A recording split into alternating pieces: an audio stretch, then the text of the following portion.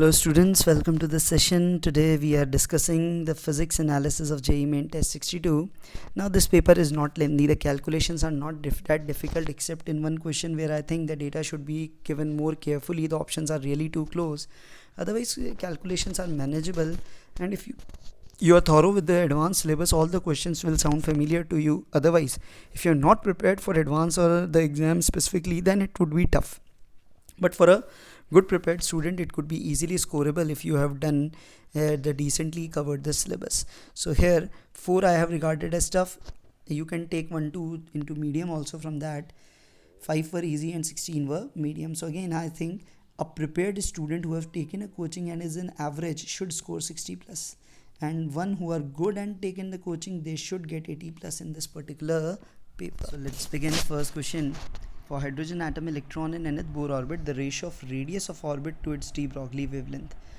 We have that relation that you all remember, I suppose, that famous relation which is 2 pi r is n lambda. So if I take the ratio of r is to lambda, that ratio is n is to 2 pi. So go for option A, you can do this. Next one. We have two particles, each of mass m.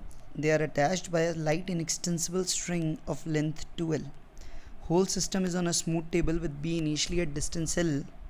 The speed of the end B is projected across the table with speed U perpendicular to AB. The velocity of the ball A just after the string is taut is okay. So what I know, till it becomes taut, it will go with speed U. So just before the string gets taut, that means let's say this moment when it just get taut, we know the velocity just before would be U till A will be at rest, and this length will be 2L, and this length, as you know, is L. So what we can make out, this is 2L, this is L. So here if I write it as theta, you can make it out as cos theta is 1 by 2. That means theta is 60 degree. So this theta is 60 degree. Now if I take the components of this along the string and normal to the string, because this angle is 60, I can directly say this is the angle between these two, and these two are normal to these two. So that is going to be 60 degree. So this is going to be U cos 60 degree, and this is going to be U sin 60. So this component, now as the strings get taut, the velocity of both along the line joining must be same because the length cannot change. So this component should be same. So immediately after this component, this momentum along this direction, that is mu sin 60, a jerk from tension will act and both will move along this direction with the same velocity. This component will remain the same. So that would be equals to 2m v parallel, and that would be the velocity of A. So that v parallel is going to be m u cos u sin 60, which we call it u, yes, sin 60 is root 3 by 2 upon 2m. So it comes out as root 3 by 4u. That is the velocity of A. So going by the option again, it's A. So both, first was A, second is also A. So just remember this.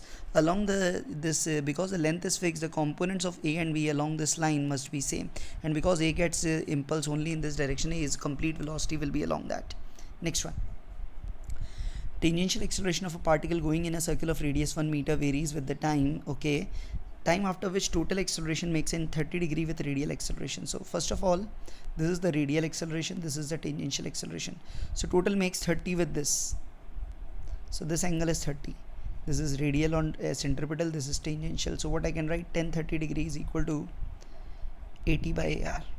Okay, so 1030 is 1 by root 3 is equals to 80 by AR. And from this, what I can make out, from the slope of the triangle, I can 80, I can directly, this is what, this is tangential, okay, it's 80, okay. So 80 value I can directly from the slope, I can write it is equal to 1060 degree upon AR. So 1060 degree into T, that would be the equation. 80 would be 1060, that is root 3T. So what we have, root 3T upon AR, or AR is equal to root 3T into root 3, that comes out as 3T. So AR should becomes 3T, that should be equal to V square by R. Now 80, till now you know 80 is rate of change of speed. So 80 is dV by dt, that is root 3T. So if I calculate the V at time t, it would be dV is root 3T dt. So doing the integration from 0 to V, it comes out 0 to T. So it is root 3T square by 2, that is the V that you will get. Put that here. So 3T is V square, that will be 3 into T to the power 4 upon 4R is 1. So what do you get? T cube is equal to 4. So T is equal to 4 to the power 1 by 3, or you can write it 2 to the power 2 by 3. That is going to be the answer. So go for option C. It's a good question. Next, a block shown in the diagram has a mass of 2 micrograms and has a charge this. If the block is given an initial speed in the x direction at t equal to 0 and an electric field of 2 Newton per Coulomb is switched on in the x direction, then the range of the block on the ground is. So first of all, it is switched in x, so y motion will remain same. So time of flight directly I can write as root 2h by g because initial y is 0. So that comes out as root 2 into 5 by 10, which comes out as 1 second. So in 1 second, what would be the range? Range would be uxt plus half axt square. So what is ax first? Ux is what we have 2 into 1, 2 meters plus half ax. Ax is qe by m. Q is 2 into 10 to the power minus 9. E is 2. M is 2 into 10 to the power minus 9 in kg because it is minus 6 gram minus 9 kg into t square, that is again 1 square. So this get cancelled, this get cancelled, this is 1. So this comes out to be 3 meters. So safely go for option D. So it's again not that tough. You just read and understand. Next, mutual inductance in the figure is given by. So mutual inductance, let's assume this is the current I. So let me first calculate the flux through it. So flux would be take at x and take a small strip of this dx. So the field would be mu naught I upon 2 pi x and the area of the strip would be b dx. So integrate it.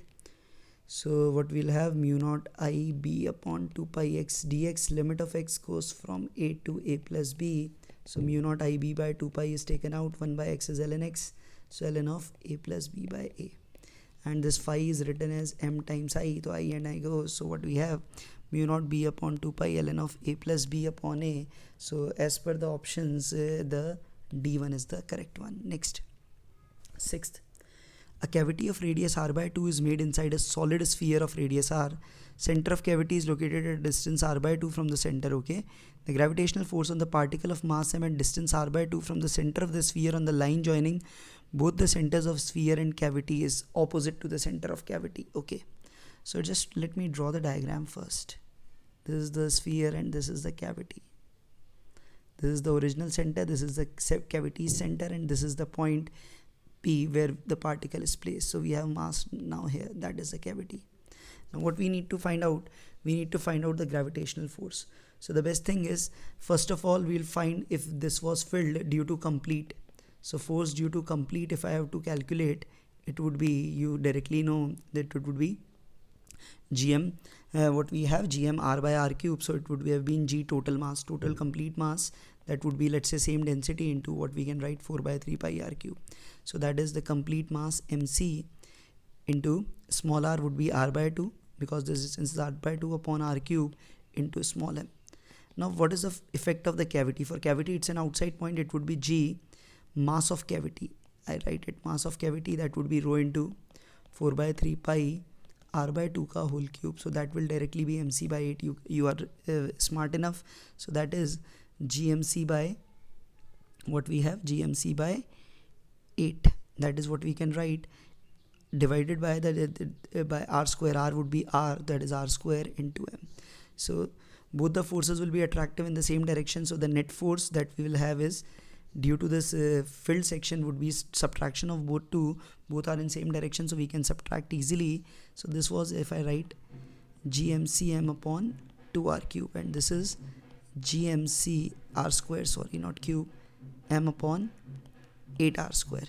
So if I subtract it, what I will get, gmcm by r square, and what we will get, 1 by 2 minus 1 by 8. So 1 by 2 minus 1 by 8, that will be 3 by 8. So 3 by 8 gmcm by r square. So if I have to find what, we have to find the gravitational force. So force would be, and if I write this thing as g, m is the mass of the sphere. Okay, that is a total sphere. So this is 3 mg by 8 as per the given option. So go for option B. So again, you have done such cavity type questions, IIT asked such questions, JEE Main have asked such questions, so you must be able to do this. Now the seventh, find the change in the temperature on the Fahrenheit scale and on Kelvin scale if iron is heated from 30 to 90.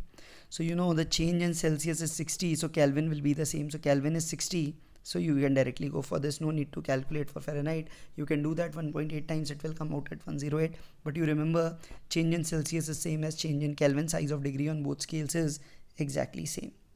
Next, for two thermodynamic process, temperature and volume diagrams are given. Okay, in the first, it is a straight line having initial and final coordinates like this. So I can directly make out it is straight line passing through origin, so this is isobaric, you know that. Whereas in second it is a rectangular hyperbola having this coordinates. Okay, so here what we have, Vt is constant. So what we need, find the ratio of the work done in the two processes. So in the first one, the work done is quite easy. In the first one, I can directly write, because it's isobaric, I can directly go for nr delta t. So I can write it as nr into t naught. I can write it like this. This is in the first one. Now in the second one, because Vt is constant, or in other words, I can write T is PV upon nr is a constant.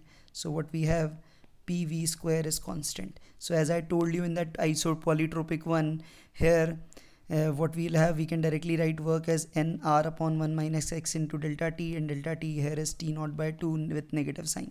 So what we'll have, nr upon 1 minus x, that is 1 minus 2 into minus t naught by 2. So minus minus will get cancelled, this minus. So what we have, nr t naught by 2. That means the ratio of the work done will be 2:1. In the first case it is double of the first one. So again, I've again tell you, if you have not seen, just see my 5-minute series. I have made 2 series, one on theory and one on example on this. Just do this, you will be able to crack it like this. Next, the position vector of the particle is this. They are constant of suitable dimensions. The acceleration is, you directly know it is a straightforward. Magnitude of r is remaining a. It's a circular motion. In circular motion, acceleration with unit, and if you see, the velocity will also, magnitude will remain as constant, so acceleration is going to be perpendicular to velocity. You can directly do, you have done such expressions many times, so no need to differentiate and check.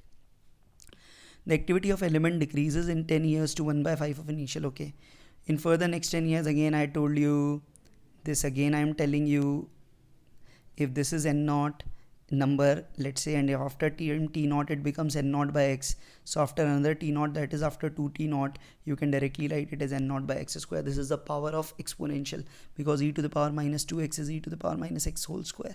So simply, if it was 1/5 after 10, after next 10 it would be 1/25. So go for option B, so D, sorry, that's the easy one if you can recollect this thing. Next, a ring of the radius r is suspended from a point on its circumference. If the ring is made to oscillate in the plane of the figure, then angular frequency of these small oscillations. You directly remember, this is what we call as the physical pendulum. The time period is 2 pi under root I by mgl. L is the distance between suspension point and cm, which in this case is r. So put that L as r, and what is I? I about this point. About this point, ring is mr square. So about this will become 2mr square. So we'd get r and r cancelled, m and n cancelled, so it is 2 pi under root of 2r by g. So the angular frequency would be root g by 2r. This r is small, so write it as small r. That's one and the same thing. Go for option B. It's a standard profile of physical pendulum if you have studied. Next, light of this frequency incident on a metal surface, electron with this speed are ejected. What is the threshold frequency? So simply what you can say, half m Vmax square is equal to h nu minus phi. So phi, it's a frequencies are, so you can write it as h nu naught. Okay, so half m is 9 into 10 to the power minus 37, Vmax square 36 into 10 to the power 10. I can write h is 6.63 into 10 to the power minus 34. Take it as nu minus nu naught, that would be better. So nu minus nu naught is, and this is 2, this is 18 nines are, what we can write, this is 162 into 10 to the power minus 30, and if I take this become 10 to the power 4 upon 6.63. that is what I am getting. Okay, no, 31 and 10, sorry, it was not 1. So this was 21, 34, so it would be 13. I am wrong here. This is 10 to the power 13, or 16.2 into 10 to the power 14 I can write. So nu naught would be 7.21 into 10 to the power 14 minus 16.2 upon 6.63 into 10 to the power 14. So what we have, 10 to the power 14 common, 7.21. This would be 2 point something, I suppose. So it would be 4 or 5 something. Definitely it won't be, let me check it, 6.63. So 6.63 double is 13 point something. So we are left with 4 point. We will be left with 13 point something. So it would be 2 or 3 something. So again it would be it won't be in 7 minus 2, that is 5. It is definitely going to be greater than 2, so go for 4.74. You can do that calculation. I'm going for 4.74. None of the other option can be possible. Okay, 4.84 is also given. Let me do it. Don't take it because I have seen the answer and taking it, but you should be able to do this. So write it 20 by 3, that is more appropriate. So what I can write, 16.2 into 3, that is 48.6 by 20. So 48.6 by 20, what I can write, 7.21 minus, this would be 4.86, that is 2.43. So 1 and 3, 8, 11 and 4, what we have 7, and 7 is 5 and 2, that is 4.78. So now we can go for 4.74 into 10 to the power 14. Okay, this is pretty close. Might be because I have done this, I have slightly taken it to be larger, that's why we are getting this particular result in this particular case. But it is very close. It is tough to give that close option in these things, so it's mix and match of both because it's really close. Ideally the mass should be specified, whether 9 should be taken or 9.1 should be taken. So the question is okay, but the option designing is not up to the mark. It's tough to make out. Next, a point object is kept just beyond the first focus of a convex lens. If the lens start moving towards the right with a constant velocity, the image will. Now you remember, between a real object and real image from the convex lens, the minimum gap is 4f. The minimum gap is 4f. Now because here it was at f, the image will be at infinity, so gap was infinite. So as it goes, the gap will reduce to 2f, so that infinite gap will reduce to 4f. So what will happen, the image separation will decrease. First of all, the separation between the image and the object will decrease, so image will definitely come towards this initially. So it will first move towards left. So it will first move towards left, and after 2f again the separation will increase. Again the separation will increase. So for separation to increase, let's say this was 2f, let's assume ultimately when it is at infinite distance, it would be f at f. So definitely that it cannot be, it is again back to that infinite gap. You can say initial gap is infinity, final gap will also be infinity between them. So the image, you can directly make out, the image will always not move towards right, that is wrong. Always towards left is wrong. First move towards right, that is wrong. So it is first move towards left and then towards right. You can understand it in that particular way. Not that easy, but you can make it out. There is a mathematical way of doing that, but I have done simply by just analogy. Next, wheel of radius r rolls on the ground with a uniform velocity v. The relative acceleration of the topmost point of the wheel with respect to the bottommost point is, okay. So wheel of radius r rolls on the ground with a uniform velocity v. The relative acceleration of the topmost point with respect to the bottommost point. So it is doing pure rolling. So its velocity would be, is 2v, its velocity is 0. Now, here we can treat it as a pure rolling about this. So if I take this, what we have in this frame, it is going with velocity 2v, and about it, its radius would be 2r. So its acceleration would be 2v square by 2r, that comes out as 4v square by 2r, or you can write it as 2v square by r. So go for option B. Don't do this 2v whole square by r, because that won't be the right way. It would be with respect to that you need to do this. Okay, so it is a pure rotation about that. We have done that. The current gain alpha of a transistor in common base mode is this. The gain beta would be, you directly know, beta is alpha upon 1 minus alpha. Again a lollipop question for you. 1 minus 0.995, what you have, 0.995 upon 0.005, that is what you have. 995 by 5 I can write. This would be 149 is 9, 199. You can go for option C in this particular case, 199. Next, a gas is filled in a cylinder.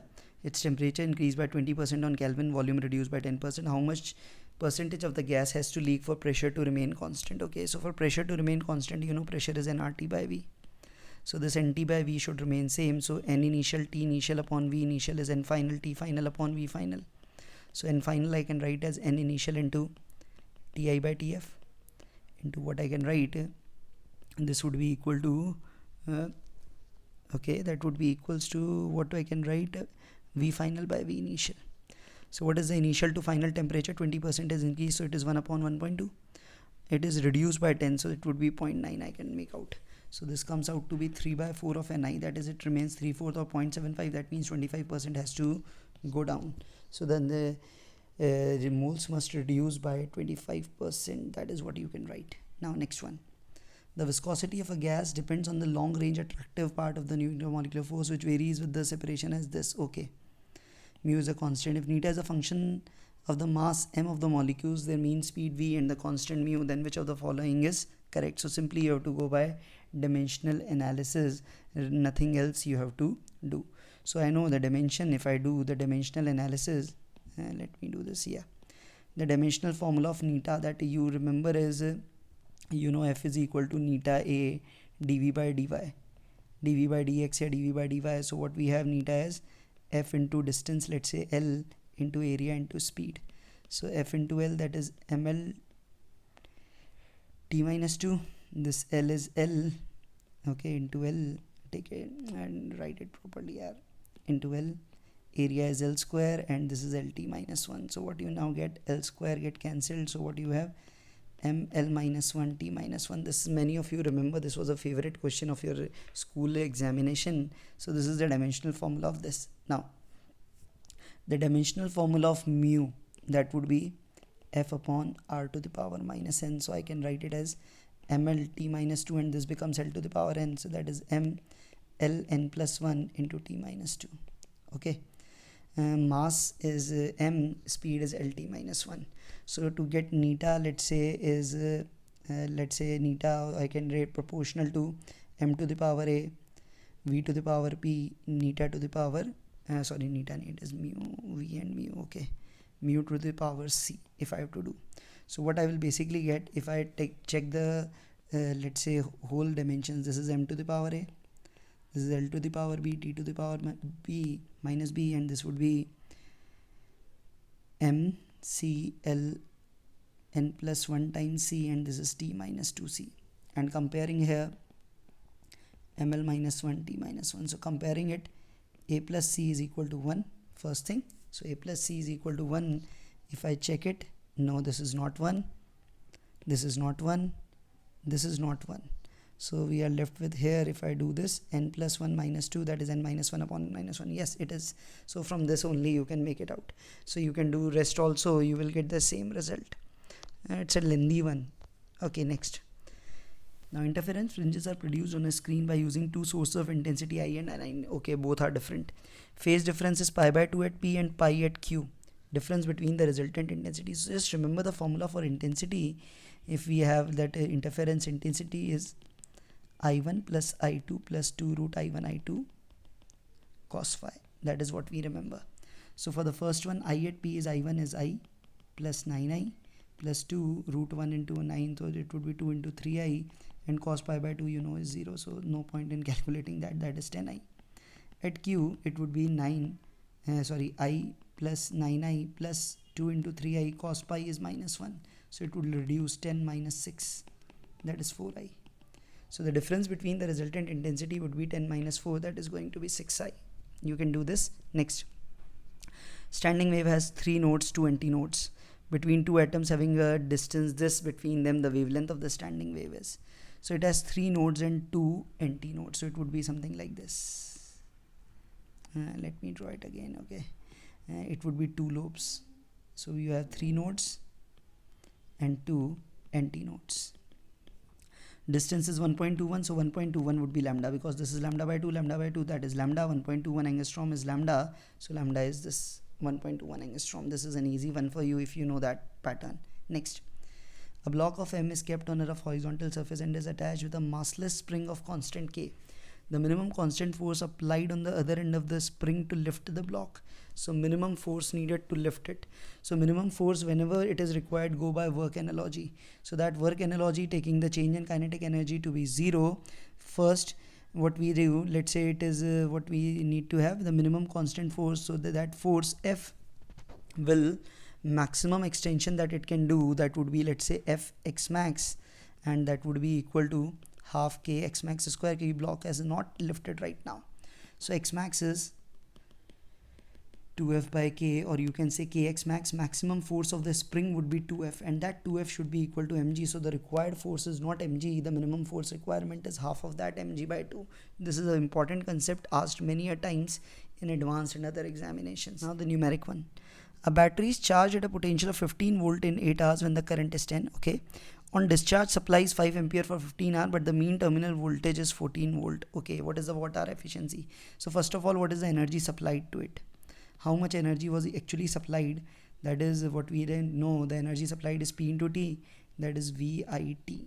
So V input, I input, T input in the duration. So 15 into 10 into 8 hours I should write.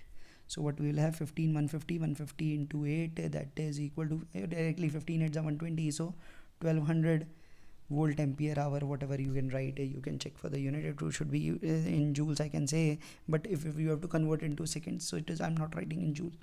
Now E delivered by it, actually it is the output, basically you can say. That would be by the same logic, this is 14 into 5 into 15. So 15 5s are 75, 75 4s are 300, 75 1s are 75, and 30, that is 1050 VAH. That is what it has delivered. So out of 1200 it has delivered 105. So efficiency would be 105 upon 1200. And if I have to write it in percentage or in the, it depends on what it is asking. So efficiency, I don't know how to write, and I'm simply writing in decimals first of all. So what it will be 7 by 8. 7 by 8 is what we write typically as 0.875, or in percentage you can write it as 87.5. And now in efficiency, I think it would be the percentage thing, so it would be 87.5 you can write. Next, particle leaves the origin with an initial velocity and constant acceleration when the particle reaches maximum x coordinate magnitude of its velocity in y. So first of all, x coordinate will be maximum when Vx becomes 0. You all know that, because dx by dt is 0, so Vx is 0. So there Vx is ux minus axt, that is 3 minus t equals to 0. So t comes out to be 3 seconds. And at t equal to 3 seconds, Vy would be uy plus ayt. Uy is 0, ay is minus 0.5, t is 3. So that comes out as minus 1.5. So here the answer goes to be 1.5 as per the given data. Next one. The magnetic field at the center of a current carrying loop of radius 0.1 meter is 5 root 5 times at a point along the axis. What is the distance of the point from the center? So first of all, B at center is mu naught I by 2r, and B at an axial point you know is mu naught I r square upon 2 r square plus x square to the power 3 by 2. So what here given, mu naught I by 2r is 5 root 5 times mu naught I r square upon 2 r square plus x square to the power 3 by 2. Solve the equation. Mu naught I goes, so what we have now, 2 goes, r square plus x square to the power 3 by 2 is equal to 5 root 5 r cube. So it's a good one for you. So I can write it as 5 r square ki power 3 by 2. That's the easy one. So now what do we get? R square plus x square to the power 3 by 2. Comparing it, x square is 4r square. So x is equal to 2r. 2r means 0.2 meters. So again, not that calculative. If you are smart enough, don't put the values initially. Do it in variables. That is the smartest thing we do normally. 80 kg person is parachuting and is experiencing a downward acceleration. The mass of parachute is given. If the upward force of the open parachute is this, what is the value of? So if I draw the FBD, that force which you have written as k into 10 to the power 2 is upwards, and the downward force would be the total gravitational force. So what we can say, m plus mg minus k into 10 to the power 2 is equal to m plus ma. So what we have, k into 10 to the power 2 is m plus mg minus a, I can write. Okay, so what I have, m plus m is 85, g minus a, so 9.8 minus 2.8, that is 7, that is k into 10 to the power 2. So k comes out as 85 into 7 by 100. 7 5s are 35, 7 8s are 56, 595 by 100. So it's come out as 5.95 as per me, and this is the answer that is also provided by NTA. Now the last one. Liquid drop having surface energy E is spread into 512 droplets of the same size. The final surface energy is NE. What is the value of N? So what we'll have now, so you can directly remember if the result, if you know, otherwise I'll do it. First of all, 512 droplets. So what we have, 512 times 4 by 3 pi small r cube would be equal to 4 by 3 pi capital R cube. So 512 r cube is equal to capital R cube. Now 512, 6 cube is 216, 7 cube is 343, and 8 cube 64. 8s are, if you do 8 4s are 2, 8 6 are 40, 8 50. So clearly r is 8r. So the radius has become 1/8. Okay. So now final surface energy, what would be the energy of each drop? each drop would be S into 4 pi r square, that is equal to S into 4 pi, what I can write it as r square by 64, or you can say E by 64 is of each drop, but we have 512 such drop, to total energy would be 512 into E by 64, that is 8 times E. So the value of N comes out to be 8. So that completes our paper. Thanks for watching. Keep subscribing the channel, keep sharing it to the maximum experience you can. Thank you.